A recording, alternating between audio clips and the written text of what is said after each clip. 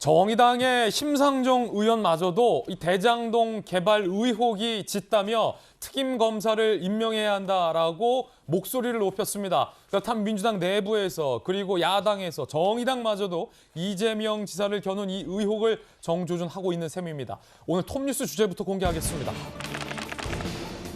이재명 당시 성남시장은 이 대장동 땅 개발 수익률 6%는 보장된다라며 문건에 사인을 했던 것도 드러났습니다. 잠시 후에 이야기 나눠보겠습니다.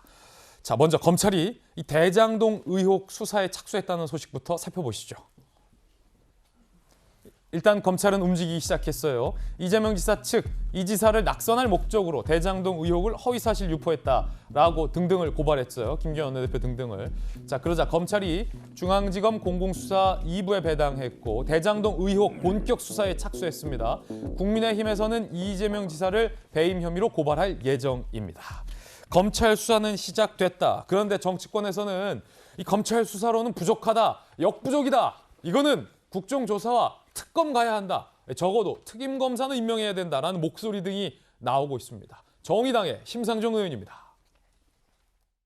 대장동 개발 사업자 선정에서부터 수익 배분 구조 등 과정 전체가 비상식적이라는 결론에 이르렀습니다. 이재명 후보는 어떠한 형태의 수사라도 수사에 적극 협력하는 자세를 보여야 할 것입니다.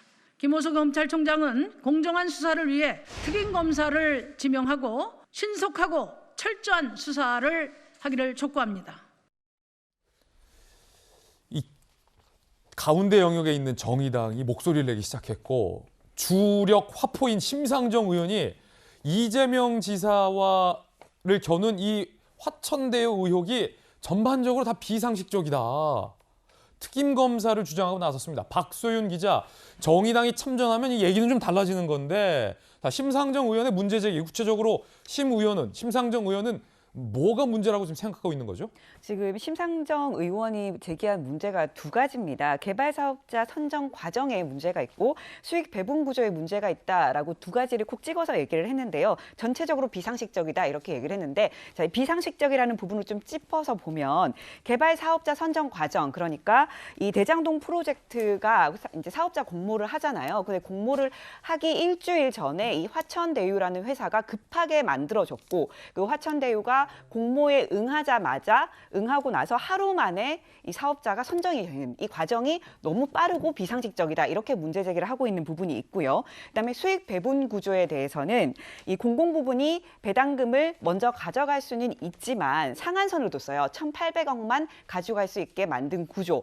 대신 민간은 뒤에 가져가지만 수익이 나는 대로 다 가져갈 수 있는 이 구조 자체가 굉장히 이상하다. 아니 오히려 네. 이게 공공사업인데 네네. 공공은 얼마 이상 못 먹게 해놓고 민간 사업자는 얼마 이상 못 먹게 하는 이 제한을 완전히 무제한으로 풀어줘서 지금 화천대유 사태가 펼쳐졌다라고 심상정 의원은 생각하는 거군요. 네, 그렇습니다. 그렇기 때문에 이 민간이 한 4천억 넘게 수익을 가져갔잖아요. 이런 구조 자체가 굉장히 이상하다. 그렇다면 이런 구조를 누가 만들었느냐라는 부분에 대해서 계속 문제 제기를 하고 있고요. 그다음에 이 사업 자체가 판교와 분당 사이에 있는 땅을 개발하기 때문에 수익이 날 것이 굉장히 많이 예상이 됐음에도 불구하고 이런 구조를 짰다면 이거는 오히려 성남시가 더 큰 이익을 가져갈 수 있음에도 불구하고 그렇게 안 만든 거 아니냐, 이러면 법적으로 문제가 있는 거 아니냐, 배임이 될 수도 있다라는 부분에 대해서 수사를 하자 이렇게 얘기를 하는 겁니다. 박소윤 기자, 네.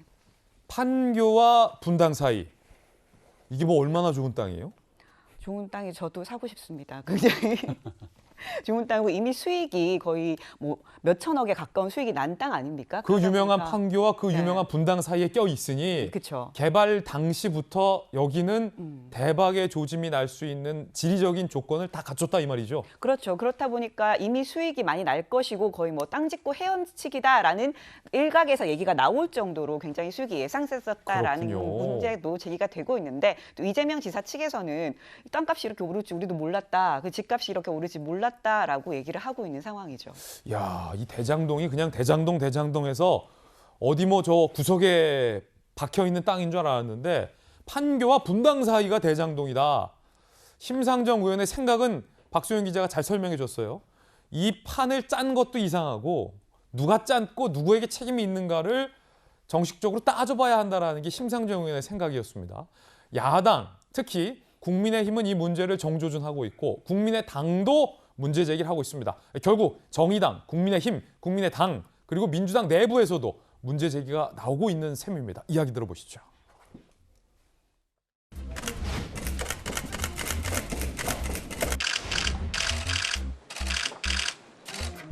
여당의 미온적인 태도 등이 예상되기 때문에 우리 야당이 함께 공조함으로써 특검과 국정조사가 빨리 성사될 수 있도록 하기 위한 정치적인 의지를 같이 모았다. 단 1원이라도 받았으면 사퇴하겠다라고 했는데 그 외에 단 1원이라도 특혜로 주어졌으면 사퇴해야 된다라는 부분을 분명히 해야 된다라고 생각을 합니다. 수사기관에서는 한계가 있고 반드시 국정조사를 통해서 특혜를 제도화한 부분을 살펴봐야 되는 사안입니다.